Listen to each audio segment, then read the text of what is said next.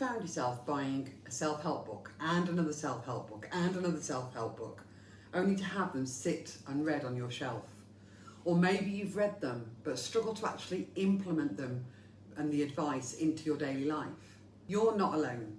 Today we're diving into the world of self-help versus shelf-help, and I'll be sharing 4 powerful strategies to help you turn that book knowledge into real life change. And I'll also be sharing examples from real books as well. Despite all these books, courses, seminars, many people still struggle to make lasting changes in their lives. So the question becomes why?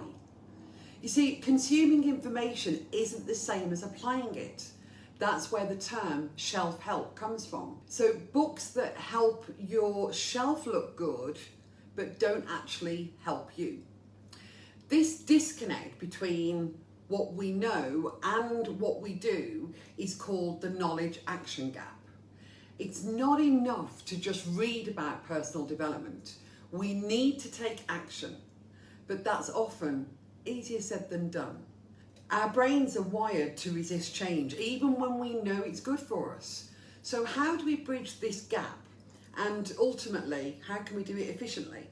That's where our 4 strategies come in. So the first one is to highlight key points and write notes in the margins. Or perhaps if you're like me, use sticky notes or little post-it notes that you can actually make your own notes. I personally don't like to write in the book, but I do want to take notes. So a lot of my books have different colour post-it notes all over the place. Then the next point is to summarise each chapter. So rather than read one chapter and then move on to the next and move on to the next and move on to the next, we pause at the end of each chapter and summarise that chapter in our own words. You see, doing that actually makes it feel as though it's more what we understand, rather than reading it and taking it in the author's language. We're able to put it and write it in words and phrases that actually mean something to us. Doing this actually helps us to embody the content even more. Ask yourself how you can apply each of the concepts within that chapter into your life. And don't just skim over this, but any tools and techniques that they've suggested. Where in my life can I apply this?